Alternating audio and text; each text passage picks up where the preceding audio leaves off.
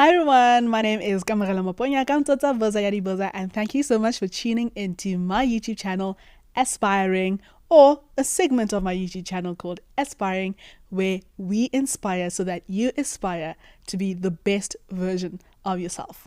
As you can tell by the title below, I will be talking about my PGDA experience. And when I tell you about postgraduate diploma in accounting, I'm going to be spilling everything about the traumas, the happiness, and the hard work it took to get onto the other side. For those of you who are new here, I love to make content regarding accounting and other careers, but today I'm going to speak about my journey specifically during 2025, my postgraduate diploma in accounting. So I'm stuttering a bit because it has been 6 months since I have shot a video, since PGDA has ended, and it feels so weird to be back in front of the camera. I can tell I miss this, but a part of me is still so nervous to do this. But more than anything, I'm excited to share my journey, and hopefully you can share this with someone else who is in PGDA or in their final year, excited, scared, maybe even just wants to know more about what they can expect for next year. Okay, another disclaimer, right? PGDA is my experience. The one I'm speaking of is what happened to me.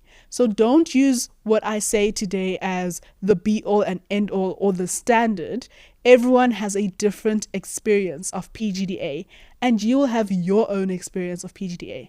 So just take what I say with a grain of salt. It's just merely to share information, to share advice, to connect to my fellow PGDA passers who are on the other side and those in the journey.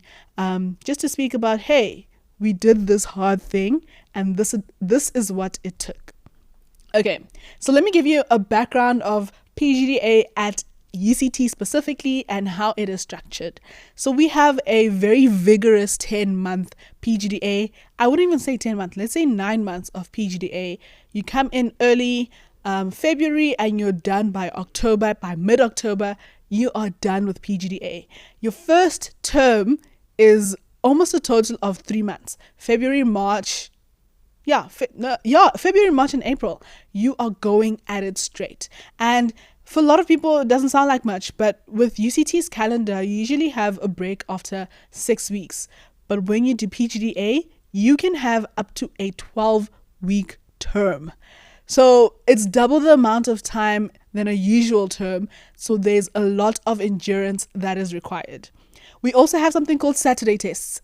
If you know anyone at UCT, the trauma of Saturday tests, the trauma of having to wake up at 6 or 7 in the morning to be on campus because you are writing the whole day, the trauma of not knowing what you're going to write, the trauma of writing all 4 courses. So PGDA, my Saturdays were taken away, my Sundays were taken away. Every day of the week was dedicated to PGDA. And I speak of this because for someone who hasn't started PGDA, you will be thrust into the deep end and you will need to learn to swim very quickly, float, whatever you can do to survive, structuring your time, structuring your life in such a way that you're not overly consumed by studying every day, you're not overly consumed by the workload, the work pressure. And I spoke about Saturday tests. So you have on average 3 to 4 Saturday tests a year, depending on the year. Last year we had 3, if I'm not mistaken, or 4. We had 3, I think, Saturday tests. I think we had 4. Let me just say 4. We had 4 Saturday tests. You have an April test, which is like a mini exam. So it's everything you've done in the first 3 months of PGDA. Then you have your June test, which is an exam. And this determines your DP, right? This determines whether or not you can go forward with PGDA. So at UCT, you need to meet a sub-minimum by June in order to continue with PGDA. This is not to scare you. It's just to say that if you haven't gotten a 40 average by June, the likelihood of you passing is very low. That's what they're saying, which is fair because you've had multiple chances, 6 assessments until that point to prove that you understand something or you are working towards passing. So June, July tests are so stressful for a lot of people because that determines whether or not you can continue, right? And you don't want to be in a position where you're not moving forward, or even if you are moving forward, like you're in a terrible position. So June is a great tester of where you feel or where you land academically. Then you have your integrated test. So in September we have our integrated test, which is meant to simulate your IAC, which is the initial assessment of competence, right? And that's your first board exam. So we have that test in September. And then somewhere around August, you also have a project which is meant to simulate your APC, where you get a pre-release of content. Last year we did the higher education industry or sphere, and you get a pre-release and you get questions on the day relating to that pre-release. And then finally you have your October test, the final point where you have to prove whether or not you have learned something. So as you can see, the calendar, there's something at every point in time. There's hardly a break to just collect yourself. I think PGDA, I had 1 week, we had a total of 3 weeks of holiday, which sounds like enough. But when you're used to undergrad where, you know, you have April, then you have a month in June, and then you have another week in like September-ish, that reduced to 3 weeks over a 9-month period is very short. And even in those 3 weeks, you're most likely catching up. So yes, that's the highlight of how PGDA goes from a time perspective, from a pressure perspective. I would say that what helped me a lot was, firstly, your friendship groups. Like, make sure you and your friends push each other to want to be better, push each other to try, and push each other to study. I became friends with a lot of people who love the library. I'm not a huge fan of going to the library, but in PGDA, I had to set my ego aside and go to Oppenheimer Library, sit there every morning to do my tutorial. I think I forgot to mention, we had an assignment due almost every day. So you had 4 assignments due or tutorials due on a Sunday. Monday you had a tutorial due. Tuesday, Wednesday, Thursday, you had a tutorial due. So from Sunday to Thursday, you're most likely working, right? Do you see how crazy the schedule for PGDA is? There's hardly a break. So I think I've been speaking about PGDA in such a negative way, but let's go into the subject specific. So as you can see in front of me, I have my handbooks. Your handbooks become your best friend in PGDA.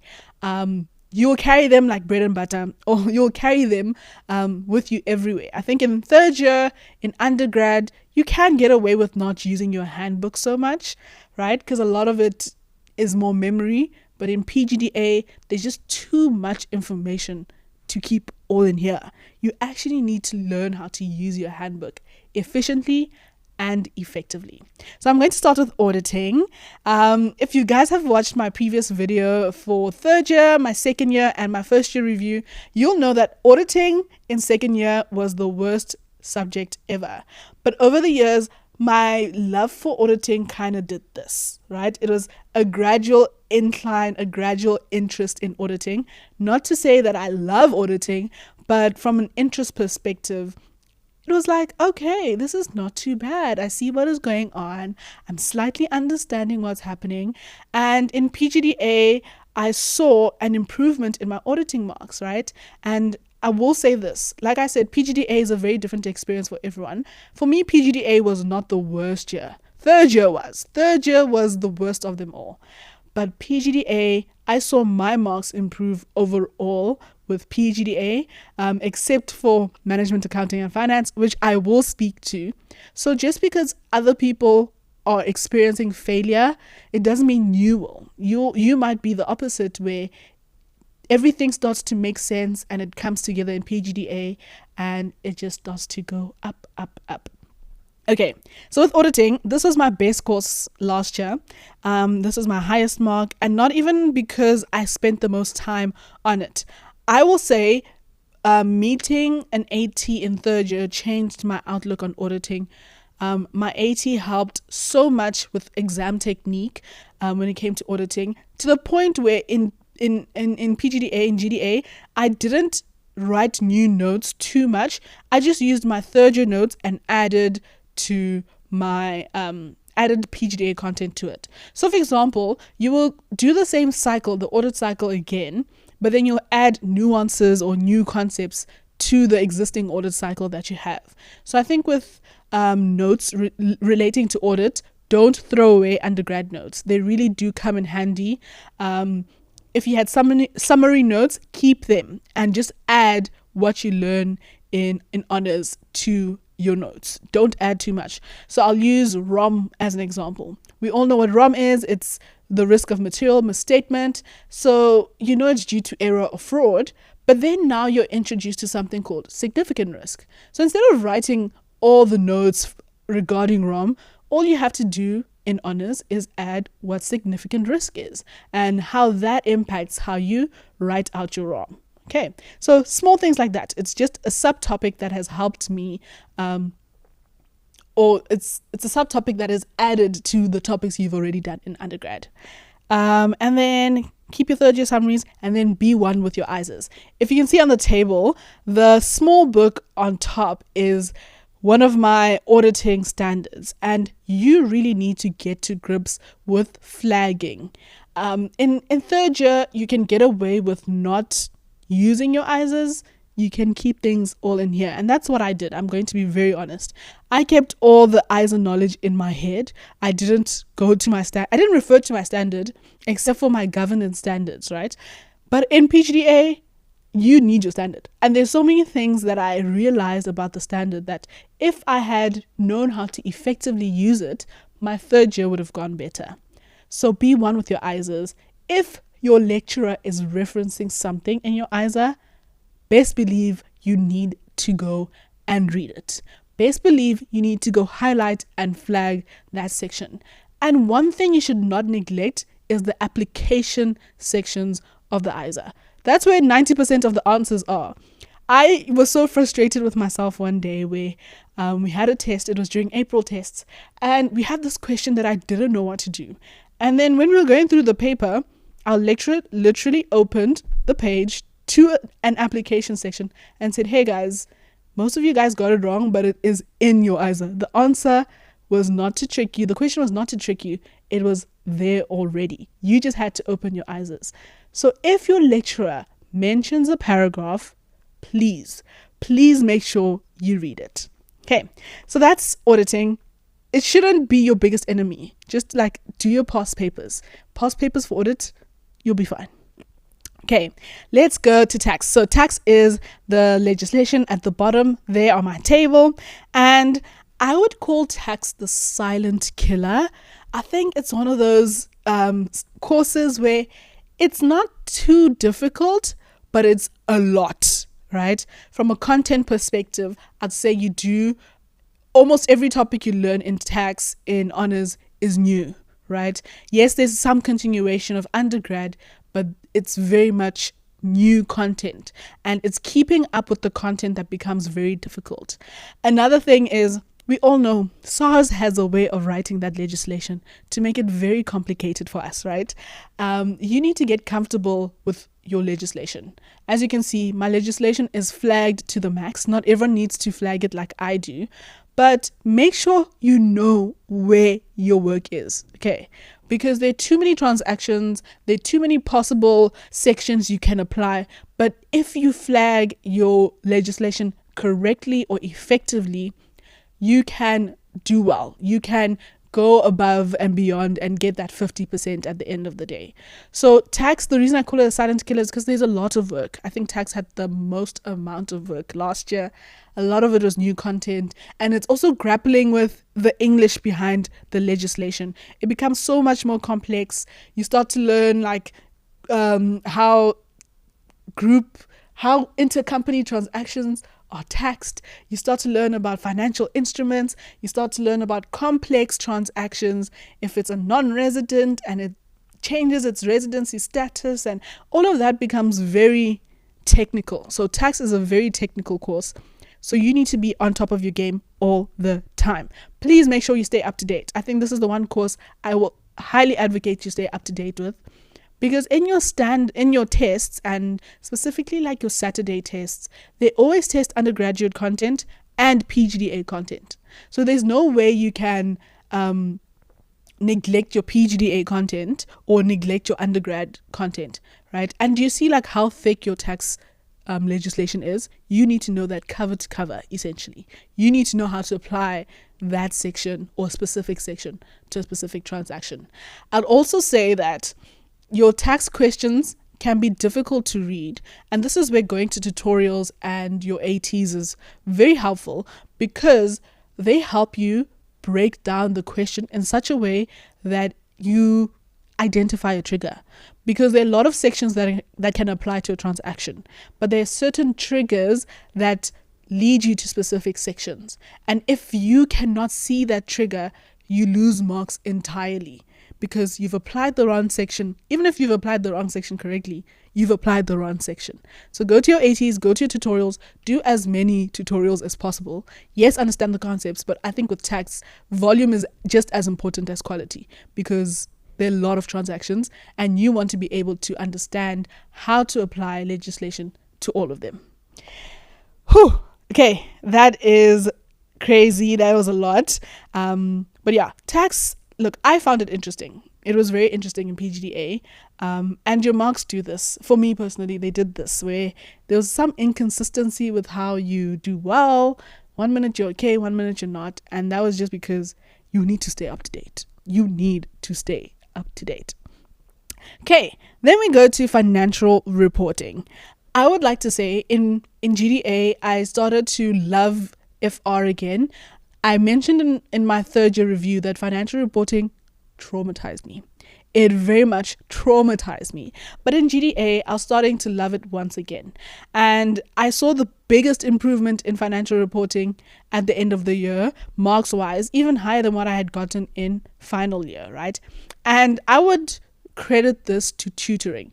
If you can tutor, if you feel that you have the ability, the time, the mental capacity to do so, I highly advise you do, because I was so scared of FR, and specifically these 4 topics: groups, revenue, leases, and deferred tax.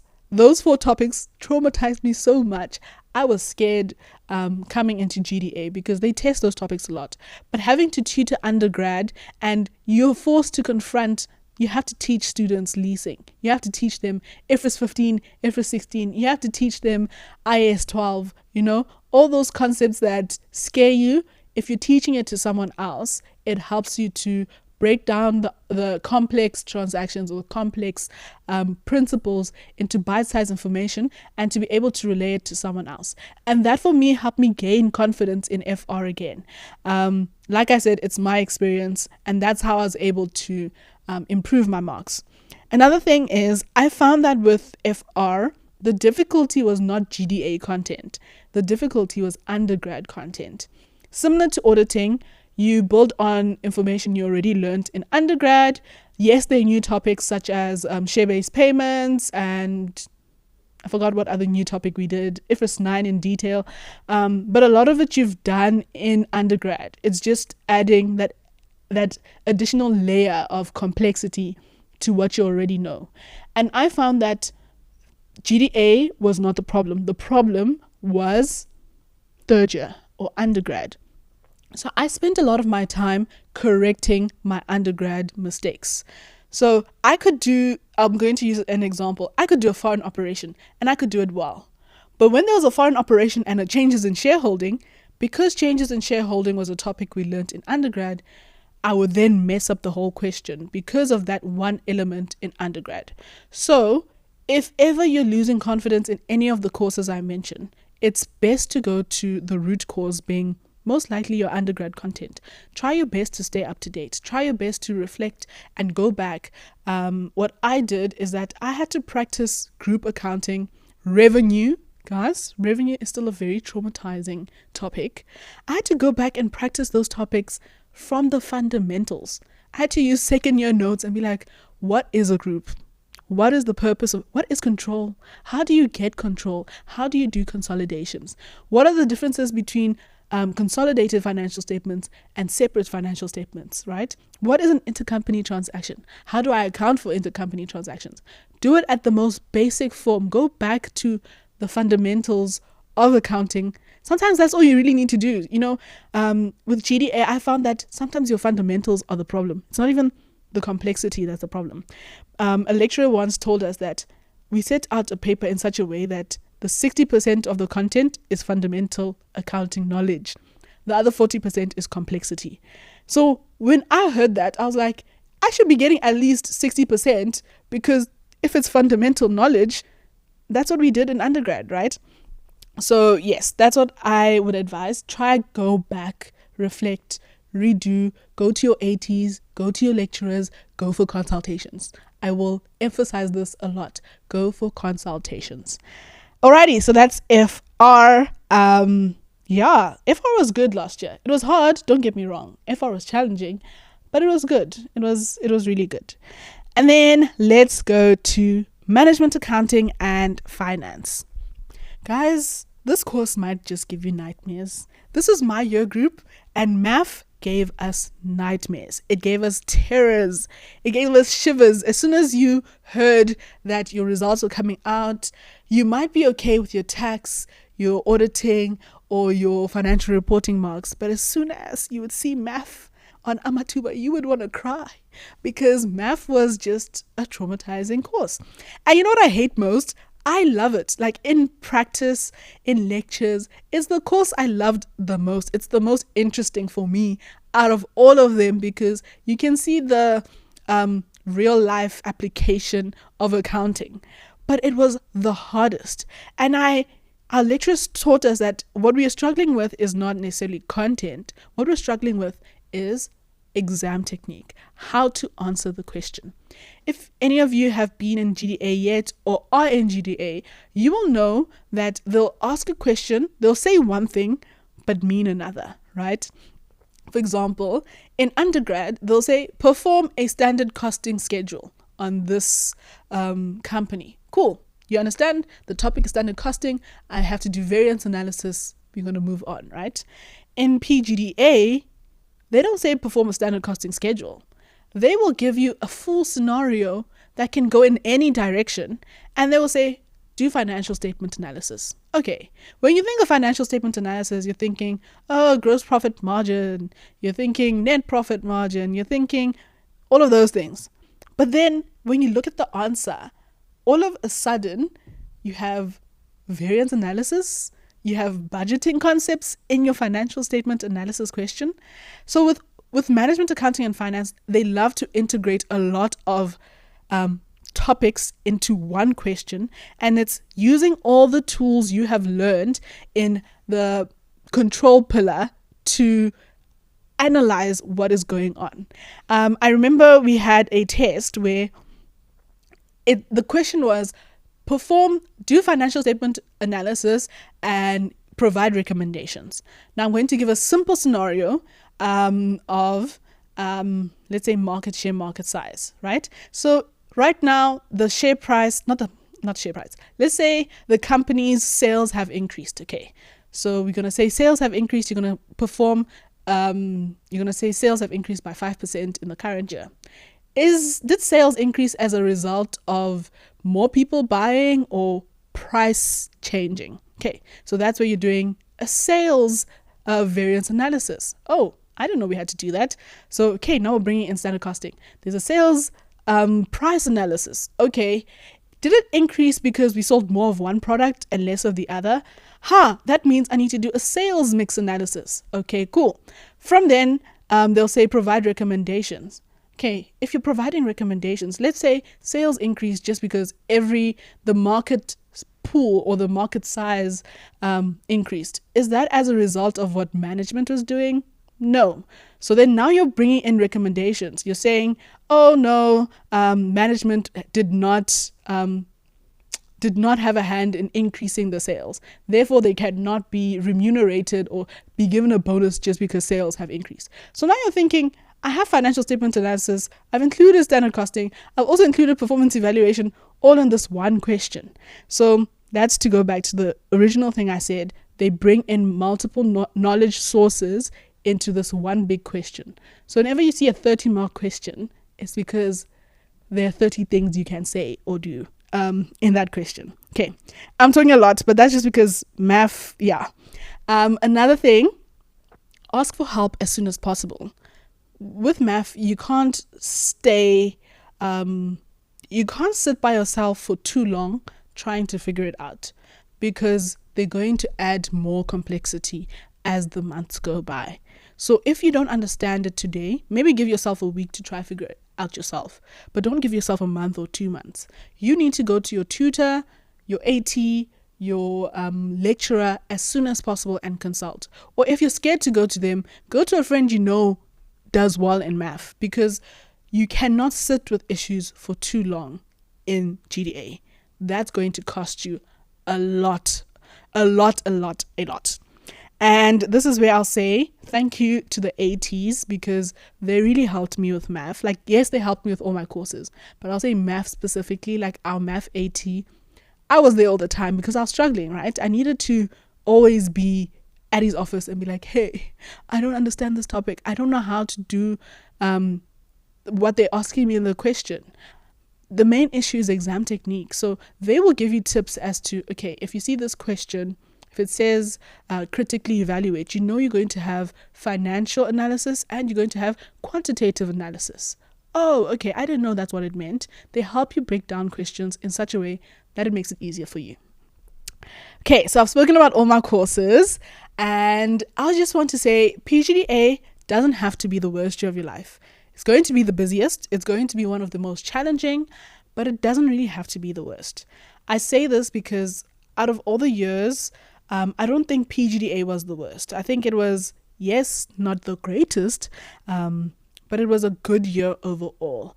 I built friendships with people I had never spoken to who had been in my degree since first year. I had formed friendships with classmates who, yes, we would speak from time to time, but because we are in this environment where we have this shared struggle, it pulled us closer together. We would form friendships and study groups and pushed each other in such a way that we all wanted to succeed. And I'm so glad that my friends and I were able to get onto the other side because of how we were cheering each other on every step of the way. We were able to speak to each other because it can be very easy to neglect friendships outside of accounting, because like I said, did you hear the schedule I mentioned in the beginning? You have an assignment due Sunday to Thursday. It can be very difficult to see your friends outside the degree. So you really do need to form a circle that is very loving and supportive in your GDA year. And I would say that's why GDA wasn't as terrible for me. I was able to form friendships that carried me through. And one more thing I'm going to leave you with. I think that GDA is challenging, but the most challenging part is your mind and how you view it. If you view GDA as negative, it's the worst thing to happen in my life, that's what it will become, right? So when you're entering or you're in it right now, think positively about your experience. Think about your possible graduation. We had a PGDA class party, dinner, and I was thinking towards that. I was thinking about my hoodie. I should have actually worn my hoodie. I was thinking about the GDA hoodie that we get to wear on campus. I was thinking about the good moments, and that helped me a lot to get through that failure for the first time, because some people do experience failure for the very first time. So yes, you need to be tenacious, you need to be positive, and more than anything, you need to surround yourself with people who will cheer you on. I hope this PGDA review was great. I hope that you enjoyed it. Thank you so much for tuning in. And once again, this is Aspiring. I missed you guys so much, and I will definitely not be gone for too long ever again. Thank you so much for tuning in. It's love and light. Bye.